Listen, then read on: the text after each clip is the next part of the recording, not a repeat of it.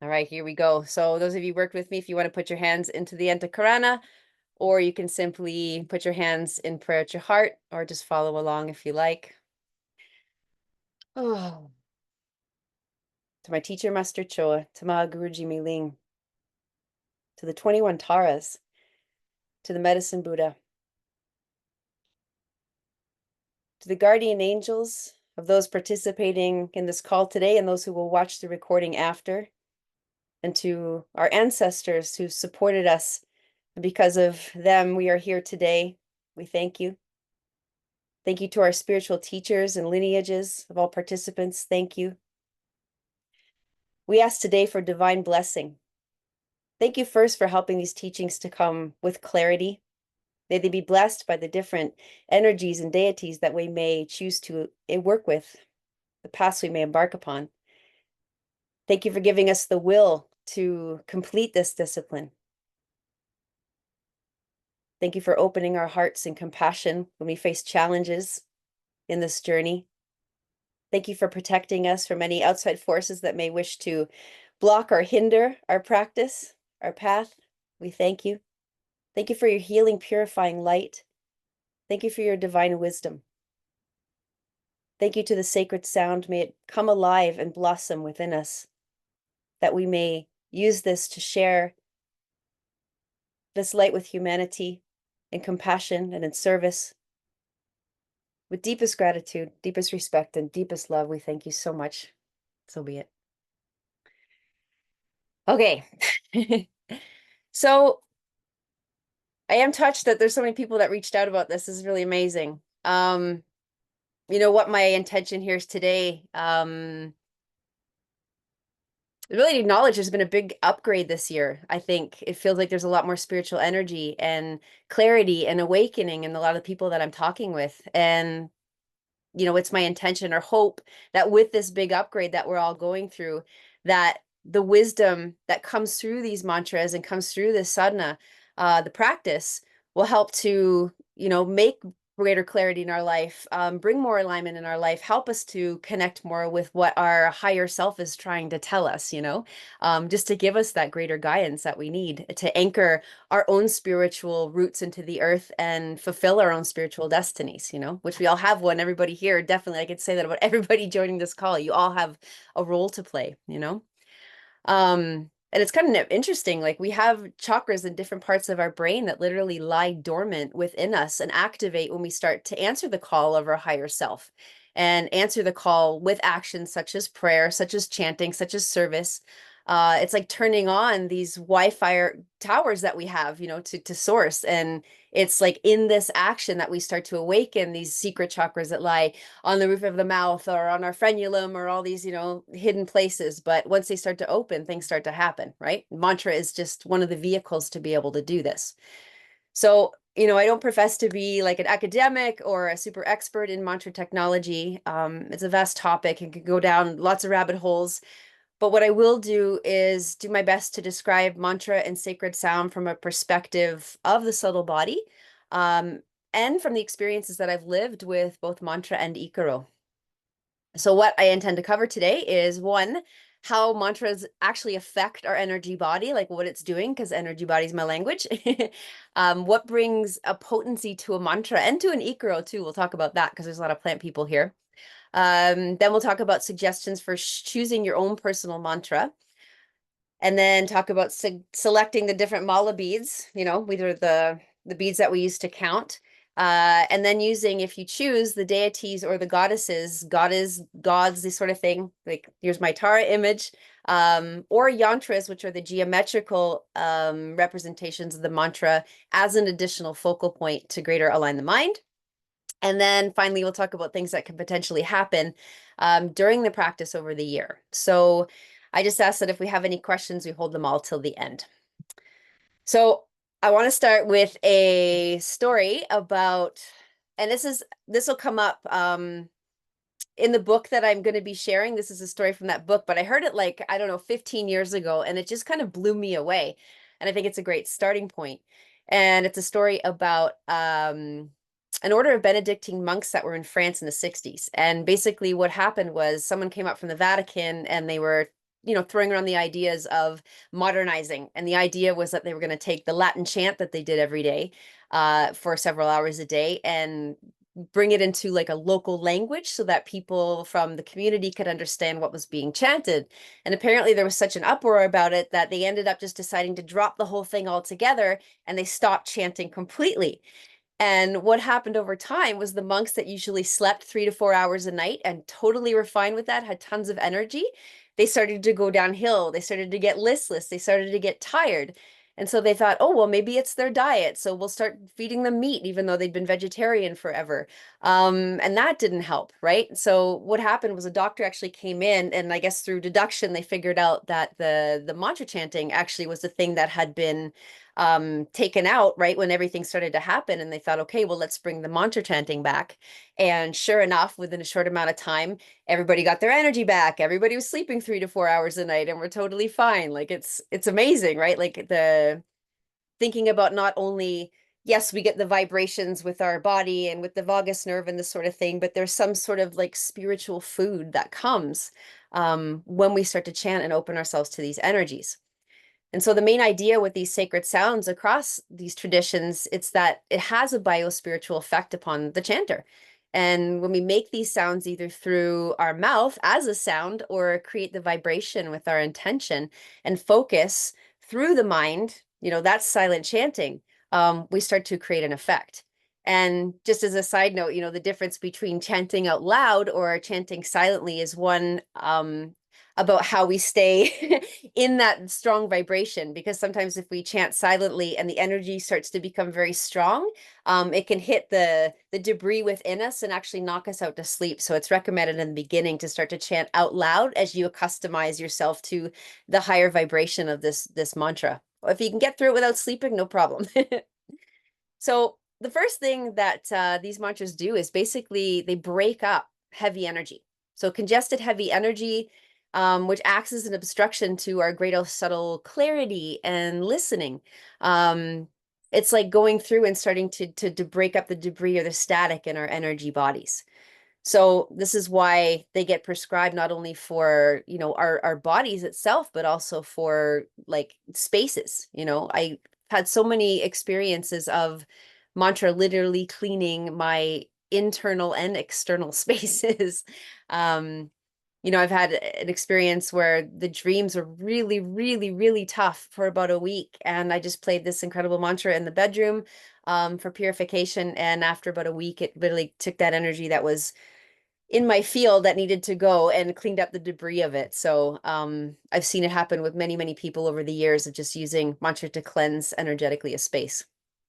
I liken them to Pac-Man. They go around and they literally eat all the dirty energy. And some with various specialties based on the syllables and the subsequent elements that the mantras employ.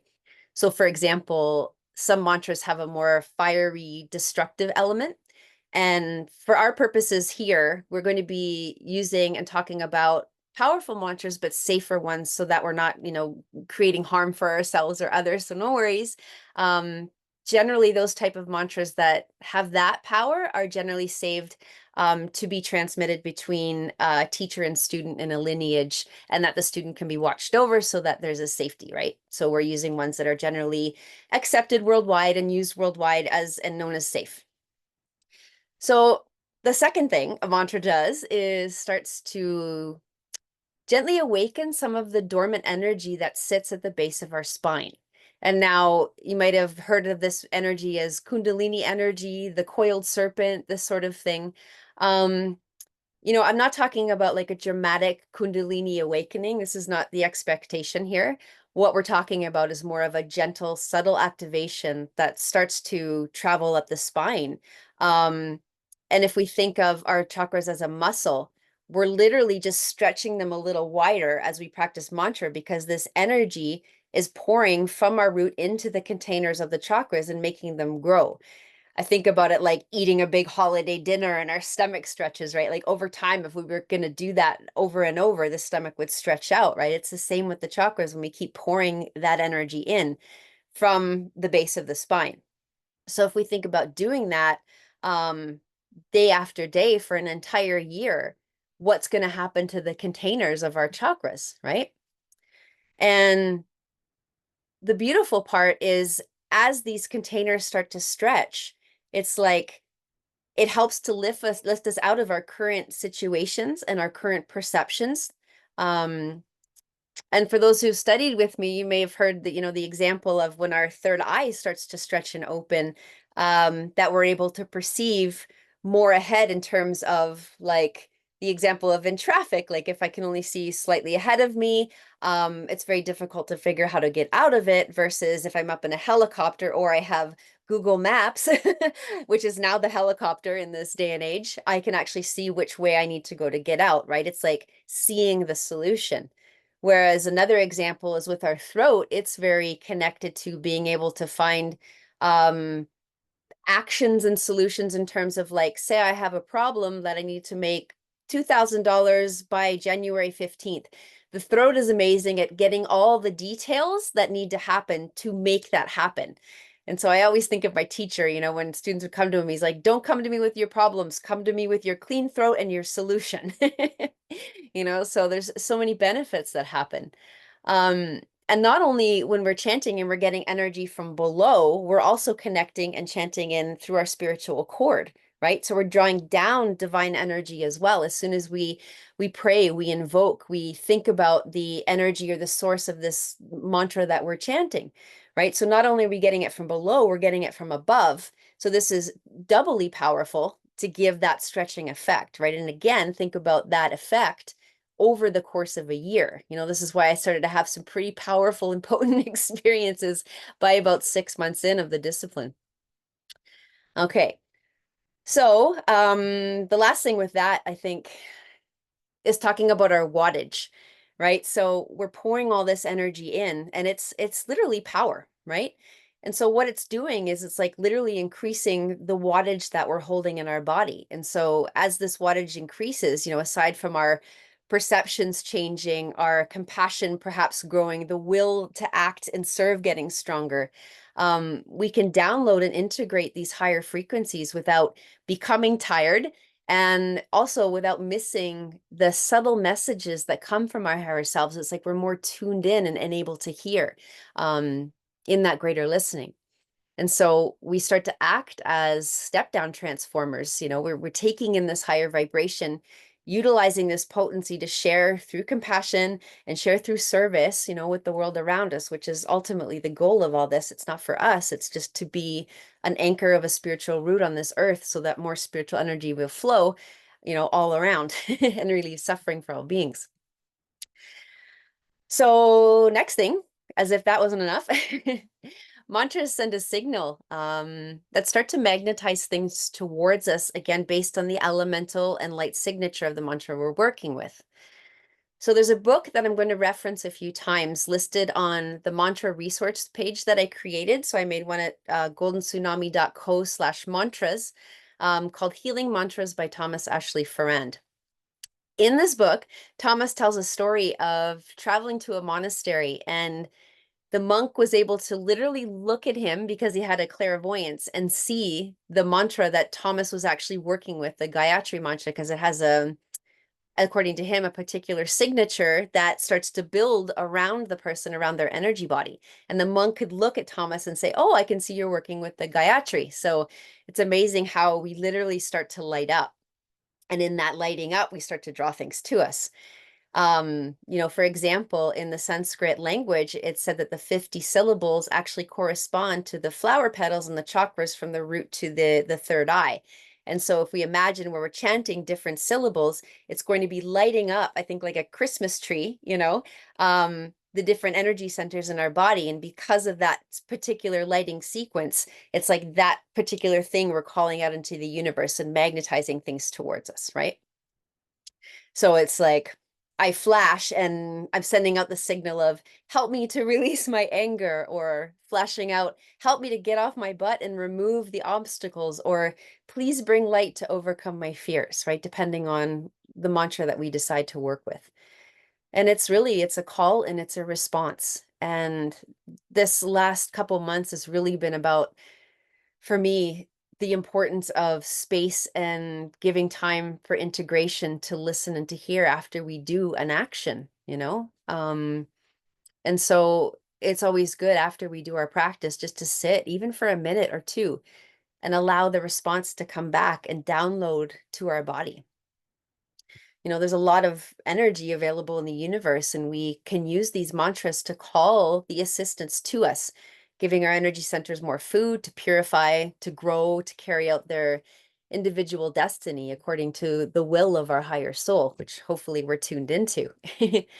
And, from my own experience, the light of it lit me up in particular ways that would often attract people on a very similar journey or with a similar karmic resonance to me.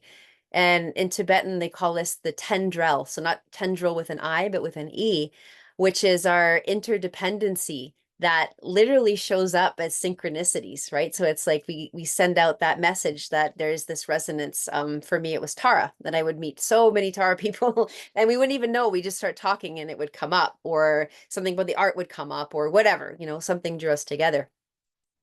Um, and then finally, just speaking about to what I've seen in ceremonies with Ikaros, we could say that mantras are literally, or Ikaros are we could say the mantras of the plants, because the Shipibo Konibo, which is the community that I apprenticed with in the jungle, they say that their language was given to them by the plants. And when I first started to hear that language in medicine ceremonies, as a student of mantra back then, I was amazed by the shapes that it would make in my visions and the effect certain words would have upon my body. And I was fascinated to see the visual impact of these words in the psychedelic space. My perceptions were heightened, like the shapes and what was happening and where they were going. Um, what also was super interesting being on the other side singing was being able to see their shift in impact of the sounds that I would sing, as my own source connection strengthened and cleansed out all the nonsense. It was really cool to see the potency that would start to change and shift as I was working with people. Like I could literally now see the light of it, which is quite amazing. Okay, so what brings power to a mantra? And I want to talk a little bit more about this because there are certain cultural beliefs I want to be sensitive to, that mantra can only be passed down from teacher to student to have a true impact. In India, they call this a mantra diksha. And the best way I can describe a diksha is this. Like if you imagine we're all on a journey to self-realization from within, right? And we have a path that is unknown, full of brambles, there's no map, and it certainly leads home, but the guide is not there. Right? And then the idea the other way is that there is a second road that many people have walked on. People have laid stones on the road and they've made signs, go this way. And this is the idea of a diksha, that if a teacher gives you the mantra, that there's been a lot of energy and understanding and wisdom that's been poured into this mantra that literally helps to open up that for you.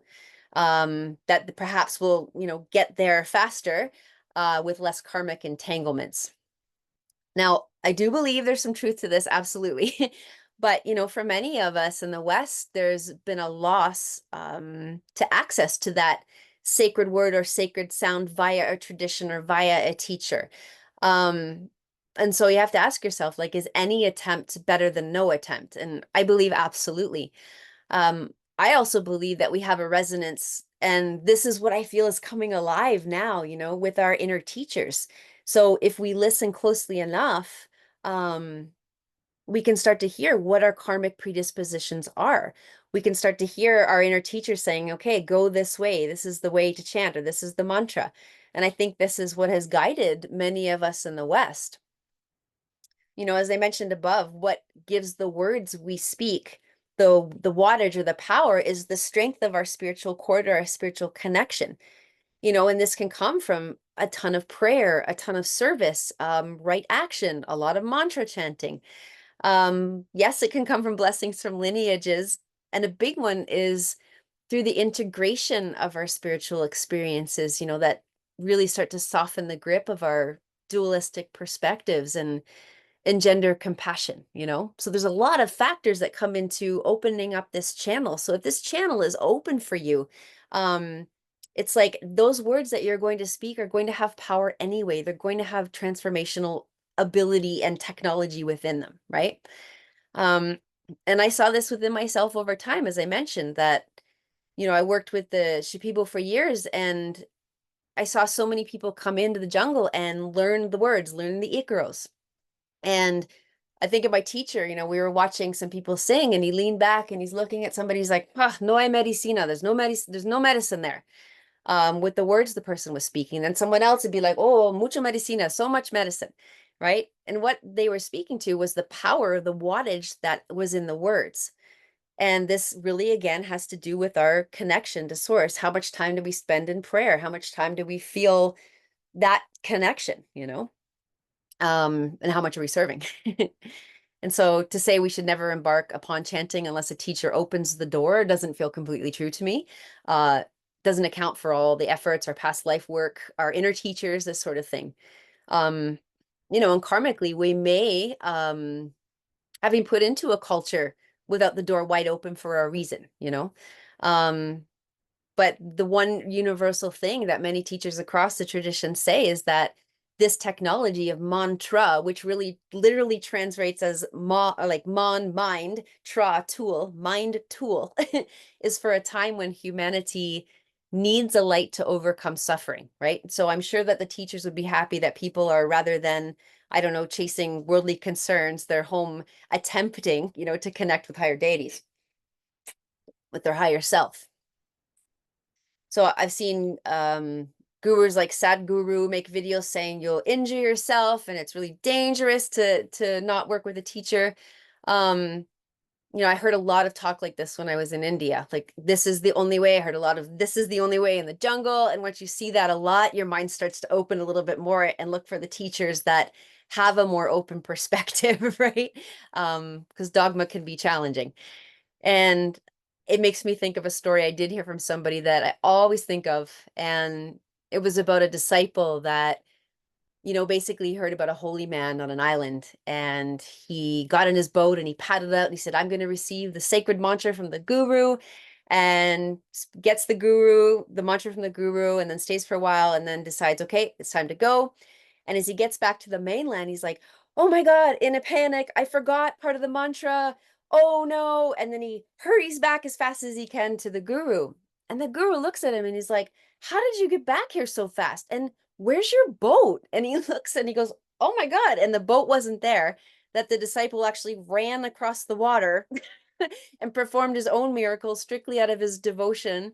And it wasn't about the specifics of the syllables, So I really do believe that it's our genuine effort and our intention, and I always say, even with dieta, it's like there's no mistakes, there's only learning. And I'm here too, always to reach out to. All right, so let's talk about choosing a mantra, because I'm sure it's getting exciting thinking about what you're going to connect to.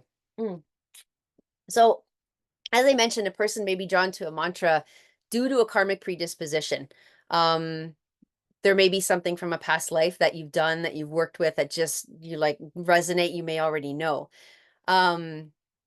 Sometimes they get recommended by a teacher, and then sometimes it can just be based on what your particular need is at that time. For example, in a time of illness, a person may wish to chant the Medicine Buddha chant or the Mahamrityunjaya, which are both really renowned, for their healing powers. So I'm not going to choose the mantra for you, but I'm going to recommend again this book that I put on the webpage called Healing Mantras by Thomas Ashley Farrand. It's an amazing book. I've loved it over the years. Thomas is no longer alive, and he released so many other books after that. But I'm super grateful for his work and his dedication. And in the book, he shares things, mantras for, say, attracting a relationship, for changing physical or planetary karma, mantras for health, mantras for mastering fear or for overcoming anger, for prosperity and abundance. And then, of course, when we think about a year-long discipline, for spiritual awakening, self-realization, this sort of thing. So a lot of the mantras in the book are for shorter term fixes, like issues such as, needing money or finding a partner, and are generally not year-long disciplines, unless you really need the money. So I think about it before you choose it. Like, if you want to really partake in a deep spiritual discipline, maybe looking a little longer term, like what is really important ultimately for me. Um, and this book, it has lots of Vedic mantras that are in there. And then those that are interested in Buddhist mantras, you may wish to chant a Tara or Padmasambhava, Avalokiteshvara, Avalokiteshvara. Sorry, my mouth talking too much. Like the Om Mani Padme Hum mantra is a general, very, very powerful mantra from Buddhism. And it's a mantra for compassion, for enlightenment, for an enlightened death transition, for a good rebirth. Like it's very potent, and it's also short, so you can get it done every day. If you would like to hear the sounds of the mantras, sometimes just listening to them and see if we're more auditory, what really hits us deeply. I've attached a sample and just some info on some CDs by Deva Premal when she chants mantras for turbulent times, and then Tibetan mantras for turbulent times, if you want to go through and just play those and see. A lot of it is just, I would say, trying to turn on your intuition and to see, like, what is it I need right now? What do I feel drawn to? Um, Maybe it's if I look at a deity, at a picture of a god or a goddess, and there's something that I feel when I look at it, something that I resonate with.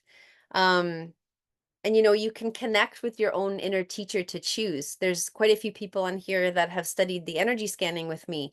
And you can literally narrow it down to 2 or 3 choices. I've created a PDF also file on that web page. It's got a whole list of mantras on there. Like you can literally take the list and, or either write down maybe with your own hand, it'd probably be better, the 2 or 3 mantras that you're looking at, and hold your hand over top of each of the lines and sit in silence. Take some time and literally ask your higher self, like, which one, when I put my hand over top, do I get tingling in my hand? Do I feel a resonance in my belly? And ask, which mantra is for my highest good at this time? Which is the mantra that will bring me the highest spiritual awakening over the coming year? Like you can, ask the question and see where you get that intuitive hit. And I actually think, now that I think about it, my teacher years ago, we were at a monastery, and she basically was, or a national, yeah, monastery, and she was chanting, sorry, looking over the different deities, and she was scanning for me, and she says, "Oh, you have an incredible resonance with Tara." And at the time, I was so new to Buddhism, I was like, "Oh, what's that?" Okay, cool. And then it turned out that when we arrived, it was a Tara empowerment.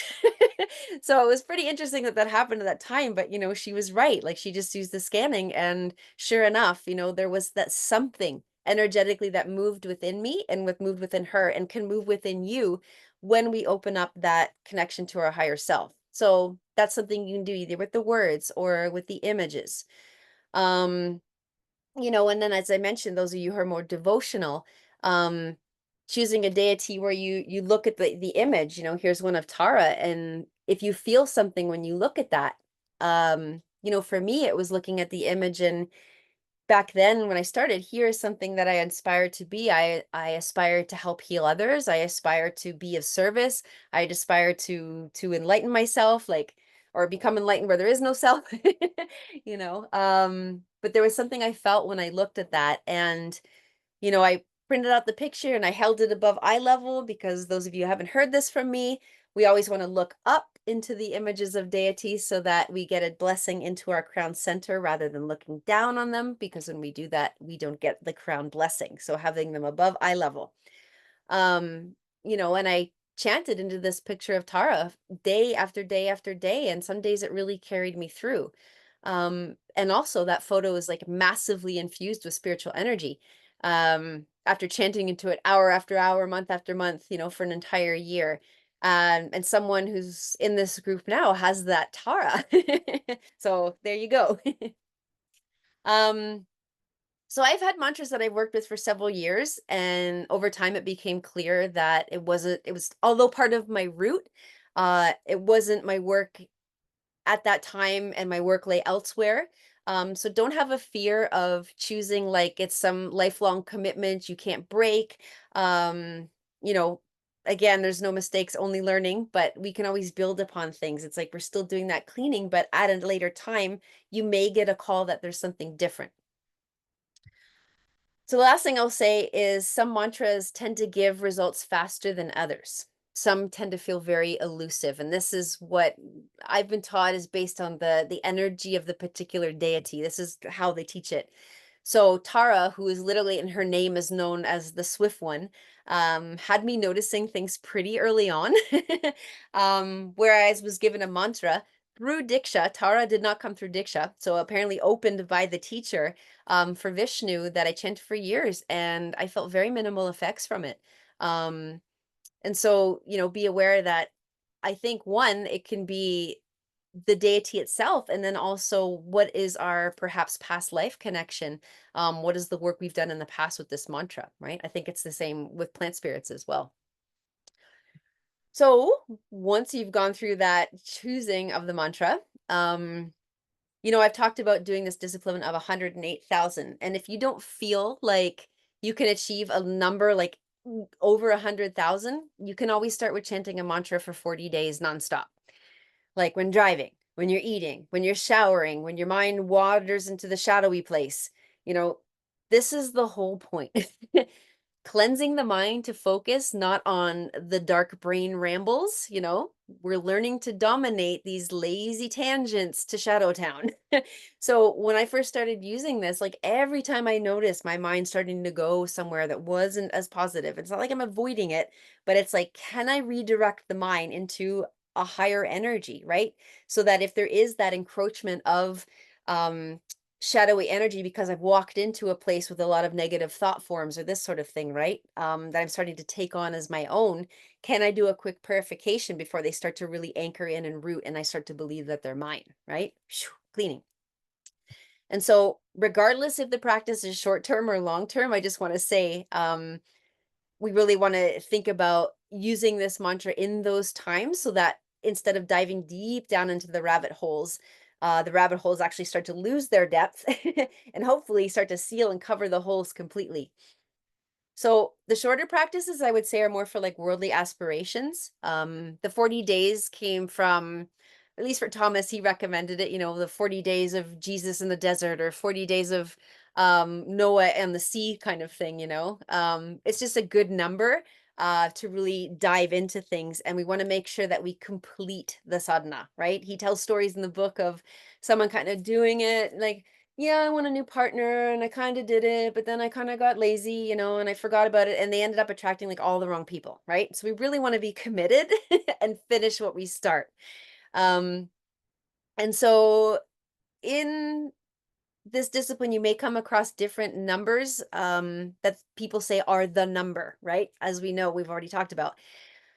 Some people will say that it's the spiritual awakening or the spiritual juice comes when you've chanted over 100,000, you know. Some teachers have told me it's 108,000 because of the 108 energy channels that are said to emanate from the heart, and we purify each one. Some of the Vedic chants or mantras will say that it has to be 125,000, right? So depends on the tradition. And for the purpose of this group, I'm meeting in the middle. I feel connected with the 108,000. But for those who want to add that extra number, just to feel like you get it, you can always choose 125,000 if that resonates with you. Again, maybe sit with your inner teacher and see or scan. Okay. So what you will need for your discipline is ideally a mala, which is the string of 108 beads. So I have mine here, which the mala literally translates to garland or necklace, right? As you can think about, this is my necklace. Um, and you may hear the practice called japa. So japa literally means to whisper in Sanskrit. So the idea of japa mala is this necklace that we whisper to in our practice, right? This is kind of, and you don't have to whisper. It's just like that's where that comes from. And so some traditions will say that certain woods are better aligned than others, or certain beads or this sort of thing, seeds.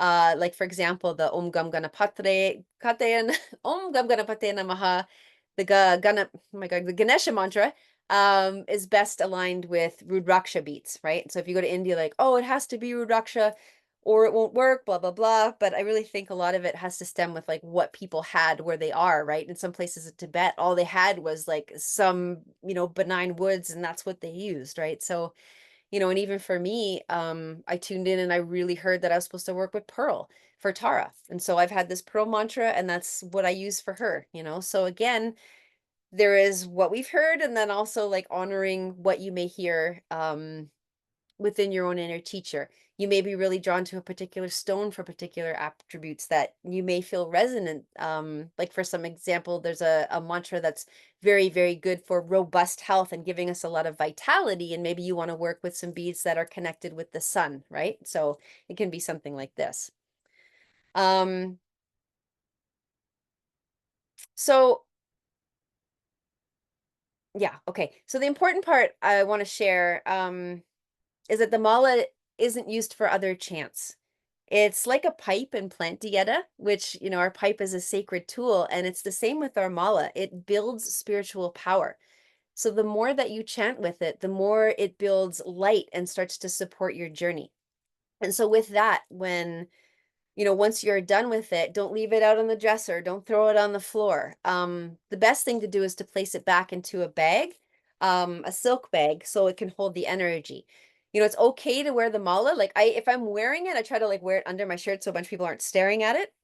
But I think, as long as it stays as a spiritual tool and not like a fashion accessory, it's totally fine to use, that I don't feel it's like some sort of spiritual or cultural appropriation.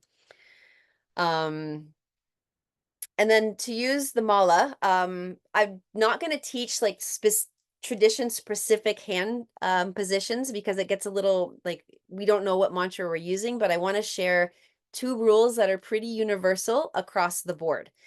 And the first one is that the chanting should be done when we use the beads, basically above our waist. So I'm not holding my hand down below my navel. So if you can see, right, I'm not down here, I'm keeping my hand above the navel. I don't have to have the whole thing above my navel. That would get really tiring for your arm. So just make sure that when you're doing your counting, you're going to be above the level of the navel. Okay. And then I'll talk about the actual mechanics of the chanting. So the next thing is to do with the mountain bead or the Meru bead, it's called. So a lot of your malas, you'll see that there's the 108 beads and then there's an extra bead. So mine's quite pronounced here. And the idea with the Meru bead is that it holds all the spiritual potency, right? So the idea is that we should never cross the mountain.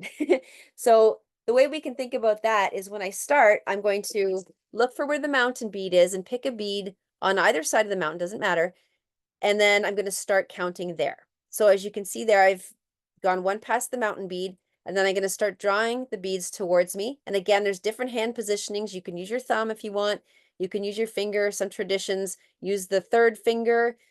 Again, if you want to do your research for your particular mantra, go at it. But basically what I'm doing is I'm going through after I've gone over the mountain and I go all the way around 108 times. And when I get to the end, you'll see that I've hit the mountain beat again. So if I'm doing a second round, I'm not just going to keep going. I'm going to take the mala off my hand, turn it around, and then start again. So I'm not, going from here, crossing the mountain to the next one.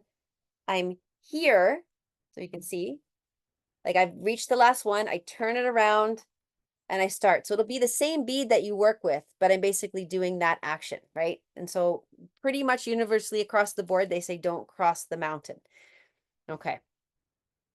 And so for our purposes of doing 108,000 mantras in a year, woohoo, it generally works out to 3 rounds every 28 days. So basically doing 3 rounds of the mala every day for 28 days. And then of course, with some months, we've got the extra days. I would say just stay with the discipline, a little extra merit won't hurt and it'll keep you in the rhythm, and not break that rhythm so you don't break, the habit, right? Which is going to take a little bit of time to establish. Um, if you miss a day, um, catch up immediately. The moment you remember, do that. Okay. Um, and what I would say too is take a good, long, hard inquiry as to why you got distracted. What arose in your life that broke the commitment?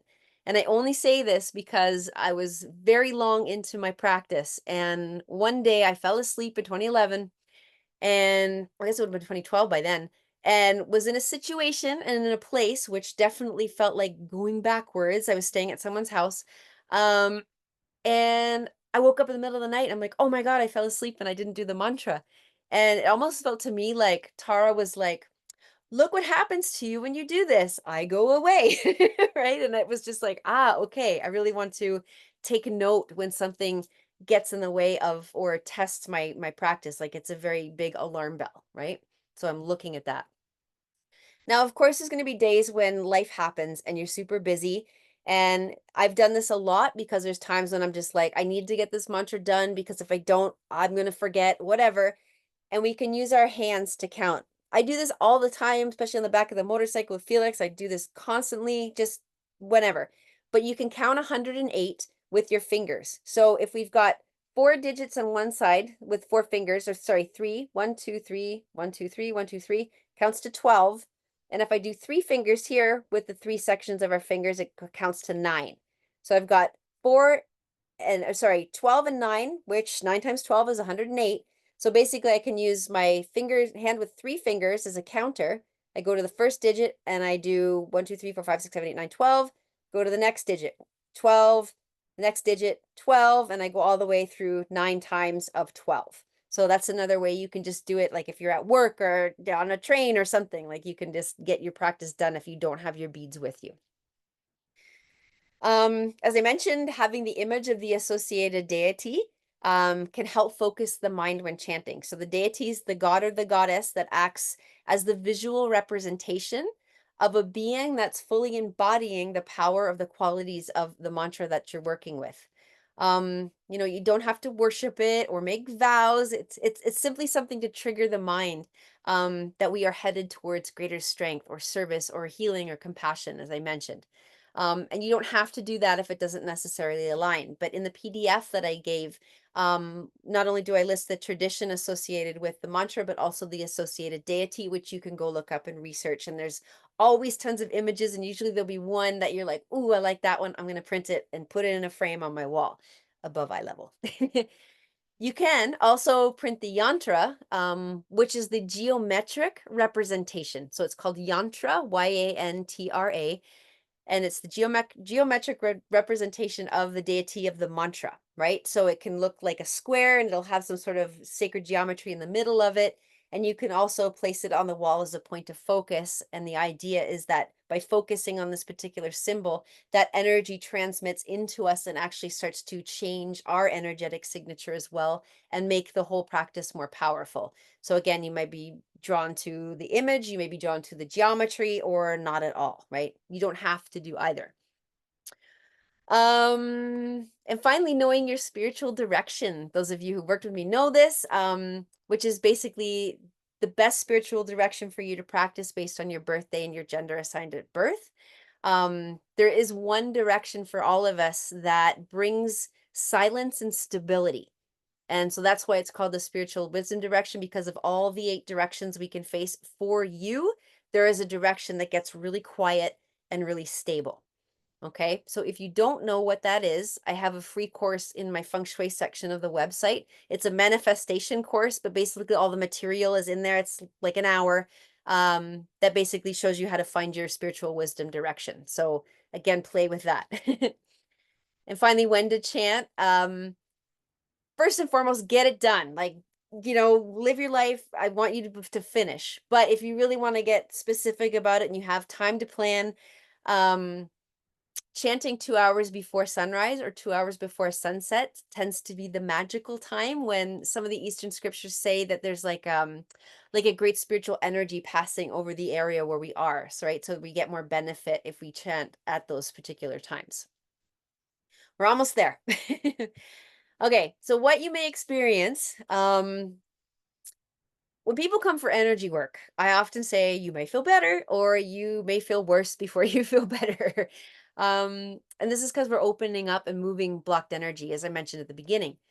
And sometimes when we unblock the dam, debris can come out and what was once trapped can come to the surface. Another way of looking at it is if we're pouring a ton of spiritual energy, as I mentioned earlier, into our chakras, right? We have these samskaras or karmic seeds that are there ready, waiting to fruit, right? So, not only do we have the blossoming, the good things that may come out of our throat chakra, but we may have all the negative karmic seeds come out as well. So just be aware that this could happen. For example, if our root center really starts to open, we may experience a lot of fear. So it's good to familiarize yourself. Those of you who study with me know, kind of what the different energy centers, what their story is, what their basic function is. And if you're seeing something happen there, okay, maybe something's really going on with my solar plexus or my crown kind of thing. Um, you know, it's like it's part of the awakening, right? Just like a plantieta. And with that extra power, like a plantieta, we have to be a little bit more careful, right? With our actions, because when we get mad at somebody, there's more weight behind it, right? So it's again like trying to keep our thoughts good and clean, partaking in right action, not falling into gossip about other people, this sort of thing. And then like thinking bad thoughts about ourself, like our self-hatred talk can get really challenging, right? So it's like be careful with that. Again, when you notice yourself starting to do that, I'm going to go back to the mantra and start to chant the mantra. I like to think it's like we're being tested, that we will wield this spiritual potency before they really turn on the gas, So just don't ignore the signs that may go on throughout the year. Um, you know, I will say that there may be times when you feel like you've hit something insurmountable, maybe a deep fear or something's just really challenging. I am here. I do have the ability to look into the energy field and see. So like if you find that you've hit this big wall with it, just book a session with me, book a call, whatever it is, and we can investigate. Like I don't want you to feel that you're on your own in this practice. So I am here. um and whatever you receive is for you. um there are some incredible things that I've experienced and received that I've never shared, um because they're for me, and I do think like if you do have something that you want to share with somebody, just make sure that it's not from a place of ego, that it's literally to benefit the other person, that it's something that's going to uplift them or inspire them, um that, and then we don't generate negative karma by sharing these deep personal experiences, right, that aren't meant for that person and maybe engender like jealousy or this sort of thing, or feelings of worthlessness. So keep that original aspiration close to your heart as you go forward to get you through the challenging times, that may arise. Because this is like, again, for dieters, this is like taking a diet. But instead of ingesting a plant, we're ingesting a frequency and a light and a signature, right? So this is going to change you. And like a diet, we want to commit to it and say, okay, if I'm going to take this discipline, I'm going to stick with it, right? So be sure. If you feel that it's too long, start with the 40-day. So before I go into any questions, I just want to share quickly that, the level 1 course is going to be coming out in January. I've got all the recording done, and it's basically, my whole aspiration was that people are able to learn about the energy body, work with the energy body for themselves, for their people, either in person or distantly. I just really try to take, the 20 years of all the work I've done and distill it into something potent and tangible and engaging and fun too, try not to waste your time, like really get to the meat and potatoes of the stuff. And I distill it down to 6.5 hours, which I think was pretty big feat. And then lastly, I also, for those of you who are participating in the course, I offer just doing a 20% discount if anybody wants to do a session with me. There's a little code on the web page there. I think it's mantra 20. So that's the commercial. Just want to thank everybody again. I think can I mute you all? Yeah. If anyone wants to ask a question, maybe put it in the chat, because I think I have to unmute you personally. So does anyone have any questions for me? Maybe wave your hand or put it in the chat. Or unmute yourself if you can and ask a question. Give a second. Oh, Anna. Okay, looking here. Okay. Can you review how I might structure the mantra if I'm using more than one? Okay, that's a great question. And one thing I didn't talk about was basically the different malas that we use. I only want to use one mala for one mantra because it's literally like confusing the mala. So first make sure that you get 2 different malas for your practice. Um, And it's okay to do multiple like practices at once. Um, I would say like in terms of structure, giving yourself space around each one to give it time to download, right? So, if you're going to do two practices, I would say definitely like, can you do one in the morning and one in the evening, just to give that space for the time and integration? Because, like I said, we're sending out a signal and we want to make sure we get that time for that signal to have its own space, to come back, right? So, this is a thing, you're going to be getting two different signals at once, and it's okay. Um,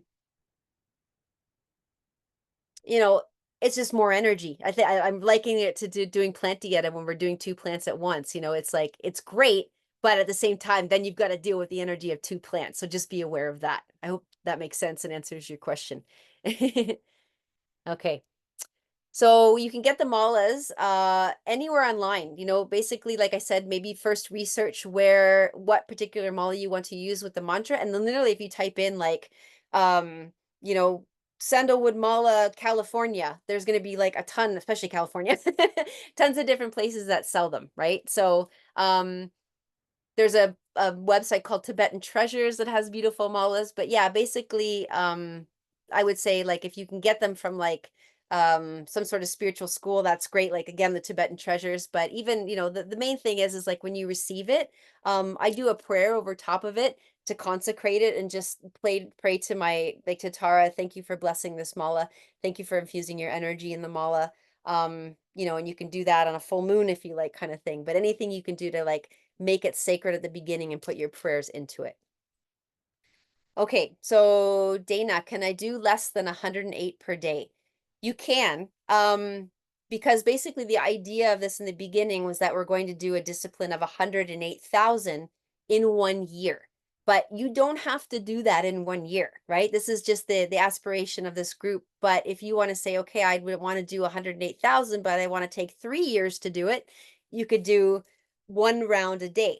Or if you want to take longer, you know what I mean? You can, like, doing less than 108 per day is a little challenging because the mala has 108 beads on it. And so if I go all the way around and do the chant, I may forget where I've let go. So I would say like make the aspiration to at least go around your mala once, right? If you can't do 3 full rounds, which is what I'm saying to get it done within a year, that's okay. Just kind of keep your numbers on hand and keep a log of how many you've done if you're aspiring to do the 108,000. Okay, Julie, is there a difference between singing or speaking the mantra? Not really. Um, it's just timing. Sometimes like the David Premal, she has the Om Gum Ganapatayei mantra, and whenever I hit a challenge, I'll go through like a month of just doing that every day. And I love singing because it invokes my heart. So you may get more heart energy into the discipline. It just takes more time, right? So to do that 3 rounds, now you're looking at 30 minutes versus like one line fast. So it may, you know, it's up to you based on your time. But the other thing I noticed too, when I was singing along with a mantra, sometimes it helped carry me forward. So one thing I didn't mention was finding a recording of the mantra that you're going to do that you really like. I had one of the Tara mantra chanted by the Dalai Lama, and I sang that so many times together. I would just like chant along, and it's really fast. And it took me like 3 months to get my tongue to follow. But that carried me forward too. So I would recommend that for everybody. If you can find that recording, you can either listen to or chant along with. Yeah. Okay. Yeah, the smaller commitment is Dana. Yeah, exactly. Yeah, if you want a smaller commitment, and even try the 40-day thing, like I mentioned, that may be a good place to start. And again, Thomas talks that more about that book that I mentioned in on the webpage. Okay, Richard. So with 3 rounds a day, the 1 year is, yeah, 12 lunar months. Yeah, so 12 times 28. Basically of 3 rounds will get you to 108,000. But again, with everybody, like just keep track, keep track of your numbers. But like when I did that math, that definitely, if you at least do 28 days for 12 months in a row, it will get you there for sure. Yeah. Okay. Any other questions before I do a close off? I know thank you for your attention. It's been a while. Okay. All right. So I'm going to finish with a closing prayer and asking for blessing for our practices, whatever and however long the practices that we choose. Okay. So you can bring your hands to prayer and to the Antakarana. Oh, to my teacher, Master Choa. Whoo, feel the energy. To the 21 Taras, to the Medicine Buddha, to all the deities that we may work with in the future. Feel your energy and your presence. We thank you. Thank you so much for blessing us with your divine light. Thank you for helping to lift us out of the darkness.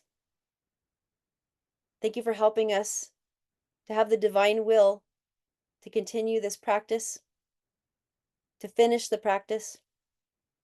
Thank you, thank you, thank you for helping to guide us through our inner teacher to the mantra that is most appropriate for us at this time. Thank you to help to open up that intuition for everybody on this call and everybody that will watch the recording. Thank you, thank you, thank you for blessing our intuition. Thank you for helping to bless our families and our loved ones. Thank you for helping to bless our work and our projects. Thank you for blessing us all with prosperity and abundance on all levels. We thank you. Thank you for blessings of good health. Thank you for your divine protection. Thank you for your priceless teachings. With deepest gratitude, with deepest respect and deepest love, we thank you. So be it. All right, everybody. So